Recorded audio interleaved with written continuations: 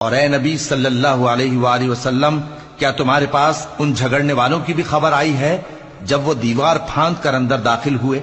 جس وقت وہ داؤد کے پاس آئے تو وہ ان سے گھبرا گئے۔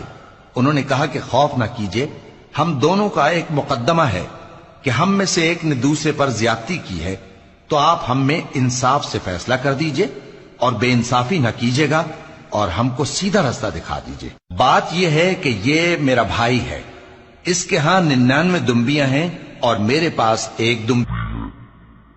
یہ کہتا ہے کہ یہ بھی میرے حوالے کر دے اور گفتگو میں مجھ پر حاوی ہو رہا ہے۔ انہوں نے کہا کہ یہ جو تیری دمبی مانگتا ہے کہ اپنی دمبیوں میں ملا لے، بے شک تجھ پر ظلم کرتا ہے اور اکثر شریک ایک دوسرے پر زیادتی ہی کیا کرتے ہیں۔ ہاں، جو ایمان لائے اور عمل نیک کرتے رہے، اور ایسے لوگ بہت کم ہیں۔